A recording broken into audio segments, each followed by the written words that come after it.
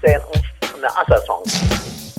Mike's Daily Podcast. Episode 574. It's Monday, October 7th, 2013, 11 p.m. Pacific Time. Internet talk radio for your imagination. Mike Matthews broadcasting from the last place on earth, located somewhere in Podcastro Valley, California. Today we hear from Benita, the Disgruntled Fiddle Player, the Brewmaster. Plus we bring you the return of the segment, WILLYA, SHADUP's Liberty Nation, Freedom, Phone for All. Mike's Daily Podcast. And I was gone for a whole week. I was in the South. I was in Florida, so it's good to be back, y'all. Mike's Daily Podcast. Although some people consider Florida not the South because so many snowbirds go there during the year. And my mom is really fun to be near to, and I hadn't seen her in a year. And I got sunburned.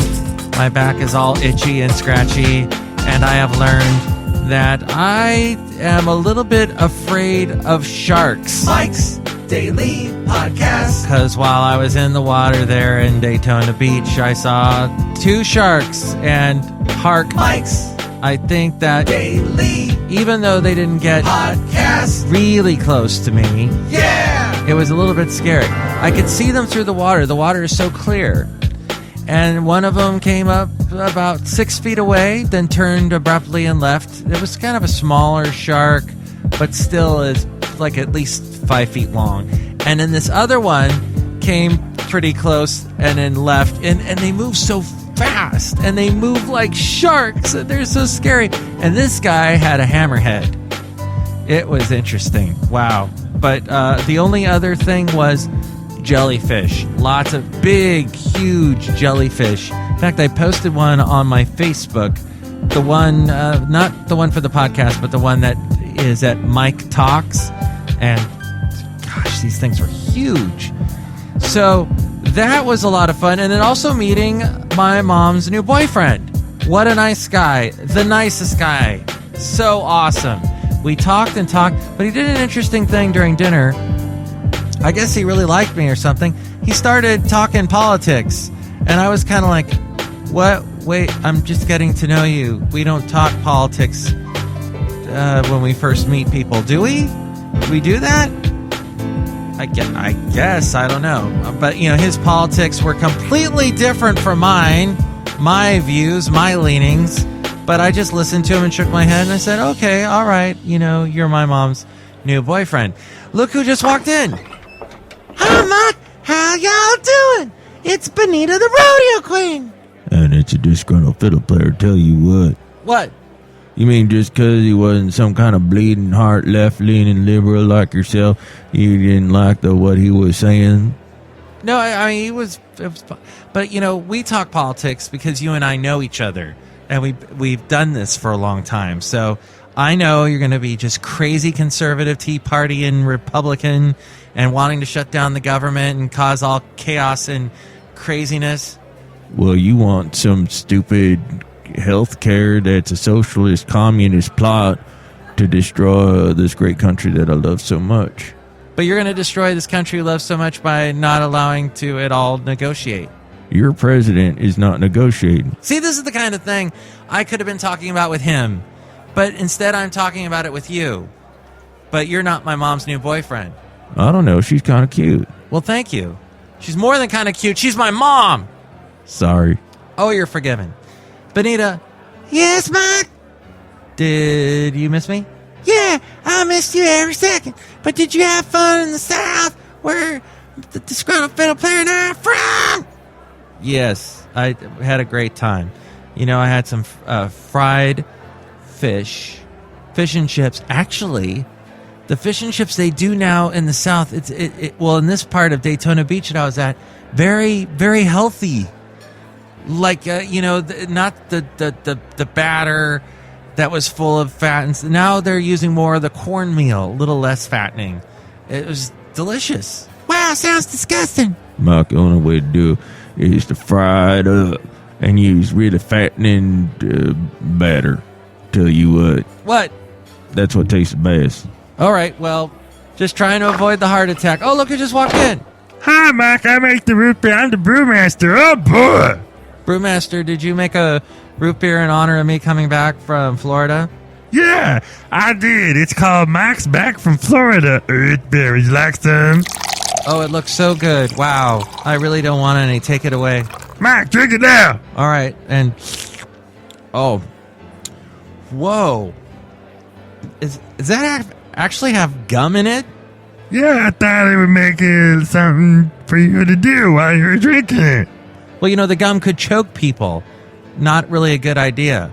Mike, do I put down your ideas? No. Well then, don't put down mine. Yeah, but people could choke. Well then, what do you want, an invitation? Brewmaster, please. I love you. Mark, I gotta go because Brewmaster freaks me out. Bye, his toes stick out of his shoes. Oh, I never noticed that. So, the Obama administration says a U.S. default would be catastrophic. Economists say it could plunge the country into recession and prompt a global financial meltdown. But to many Republicans, the prospect of the world's lone superpower juggling its bills doesn't seem so bad. Hey, the government can muddle through without a debt ceiling increase as long as it's kept up with interest payments and a few other priorities, they say. This according to Reuters.com. Quote, we are not going to default on the public debt. That doesn't mean that we have to pay every bill the day it comes in, says Joe Barton, Republican of Texas. His position could reflect a genuine disagreement with warnings by Wall Street and Washington analysts, or he could be downplaying the default to gain tactical advantage in negotiations. And October 17th is the deadline. And Republicans may gain a negotiating advantage by showing Democrats they're not particularly afraid of going right up to the edge or over it. It's a strategy to say we can hold out longer because we don't think it's so bad, said a political science professor from New York University who has written extensively about strategic decision-making. With the government entering its second week of partial shutdown due to the dispute over Obamacare, business leaders are warning against further brinkmanship. The U.S. Chamber of Commerce has even called for a clean debt ceiling increase without any other legislation attached, with financial executives like Lloyd Blankfein of Goldman Sachs urging lawmakers to resolve the dispute quickly.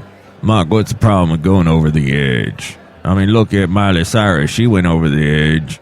No, she just rode a wrecking ball. It's Lady Gaga that has that song, I'm on the edge of glory. Oh, yeah, I get them two confused because they're both naked all the time. True. Well, what do you think about this whole political tug-of-war? You can email me, mikesdailypodcast@gmail.com. I read your comments on the section Emails for Me-mail. Also email me there if you'd like to be a guest on the show, mikesdailypodcast@gmail.com. And if you'd like to sponsor the show, you can email me there as well. And check out the wonderful, fantastic mikesdailypodcast.com. It's our website. It's got a bunch of links, like links to where to find us on Twitter, YouTube, Yelp, SoundCloud, Spreaker. We're also on Facebook. And if you like this show on Facebook, like it, hit the like button, like us, and then you'll get the posts that when we do a new podcast, bam, you'll see an instant link right there at Facebook on your Facebook news feed. And then repost that, share that with your friends, and more people will find out about this show. We also have a link to where to find us in iTunes. Subscribe to us there, and if you do that, more people find out about us. Also rank the show and comment on the show there as well in iTunes, and we have a link for that at mikesdailypodcast.com. Also where you can find me playing the hits of today and some older tunes, which I do weekdays, 7 a.m. to 11 p.m., 7 a.m. to 11 a.m. Pacific time is what I wanted to say. That's at wave106.com. And yes, mikesdailypodcast.com also has the blog and the daily podcast picture and the Amazon deal of the day. Click on that and buy something, and we see a little bit of moolah. mikesdailypodcast.com. WILLYA SHADUPs. Liberty Nation Freedom Foam for All. This is WILLYA SHADUP! And my fat content should be defunded. I can barely fit into these pants. Let's take a call. WILLYA, this is Emily. I wanted to complain about those Republicans that are still getting money, even though they've created this whole government shutdown debacle. I especially want to single out Representative Jim McDermott of Washington State. He says he'll still take the money from his paycheck. He says he's still going to take the money, and he even said, quote, "The Constitution says we're paid. Pay is allotted. I'm going to take my pay." Emily, that's just ridiculous. And why we shouldn't let the Democrats get Obamacare? Because all they want to do is take. All the Republicans want to do is take the government out of our lives. Just ask any Tea Partier when they're not busy building a bomb shelter. Let's take another call. WILLYA, this is Marvin from Daytona Beach, Florida. I think Obama is the worst president we've ever had. He can't lead. He can't negotiate.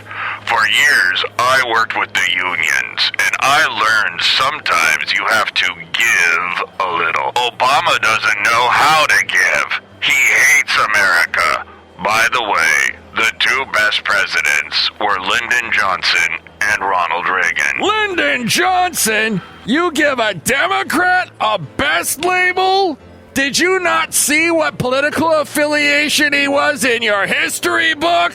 Read more closely next time. As for Obama not knowing how to give, it's amazing what he takes from the Republicans. After all, Obamacare was Mitt Romney's idea, and he stole it. Invading Syria was John McCain's idea, and he stole it.